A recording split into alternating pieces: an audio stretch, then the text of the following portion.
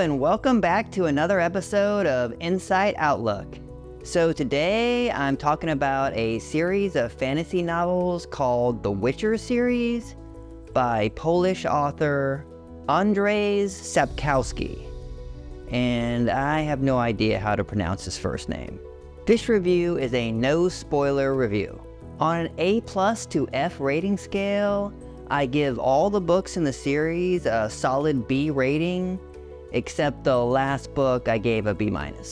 The Last Wish is chronologically the first book in the Witcher series. It's a short story collection that was published in America in 1993.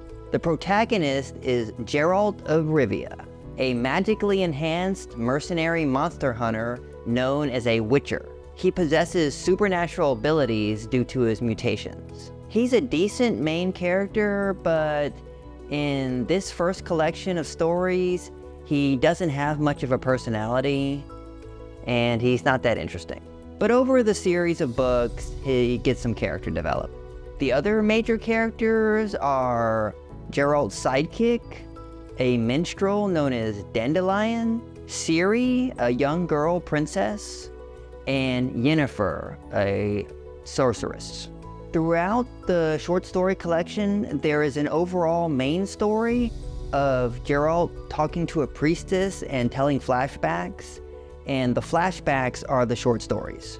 All of the stories are pretty good, nothing amazing, but this is a good introduction to the characters and does a little world building.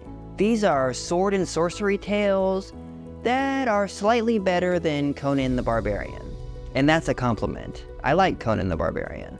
Sword of Destiny, published in 1992, is the second book in the series and another short story collection. Some of the stories are better than others, but the characters are developing and the world is building. The powerful empire of Nilfgaard looms in the background. The sorceress Yennefer remains mysterious.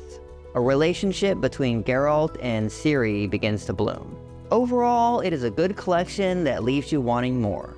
Blood of Elves is the third book and the first novel in the series. It takes place after the two short story collections. The series is developing well, everything seems to be improving, including the prose. There is a very well-written battle scene in the book. A pretty good novel that is somewhat dampened by the unexciting ending. The Time of Contempt is the fourth book and the second novel in the series. It doesn't feel distinct from the first novel, it's just a continuation of that story. The grand adventure of the warrior mercenary Witcher Geralt and his companion Ciri, who gets some major character development in this book.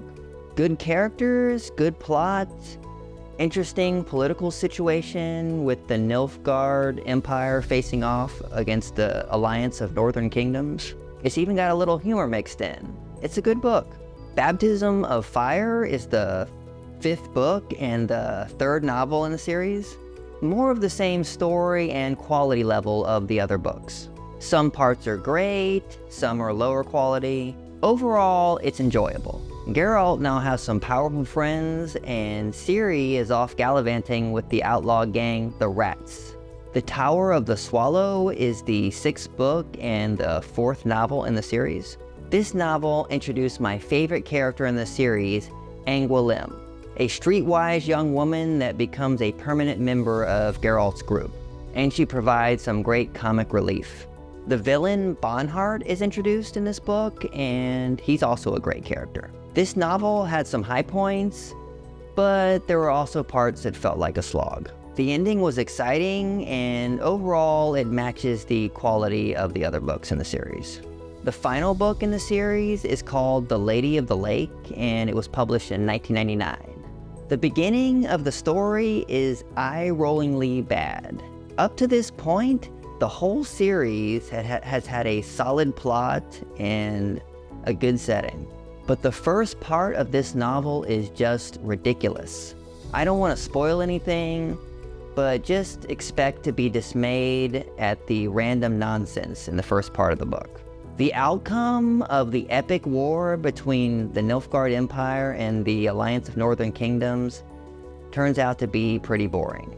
Now, there is a good section of the book where the heroes and villains meet, and it has some real final boss energy. I loved this part of the series. You get some major payoff. The final ending of the story, though, is unsatisfying and kind of stupid.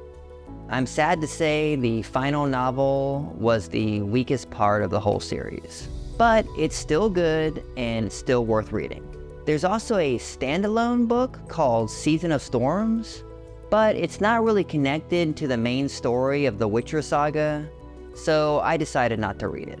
A TV show based on the books came out in December 2019. I've watched the first 3 seasons. The first season is really good. It's based off the first 2 books, the first 2 short story collections.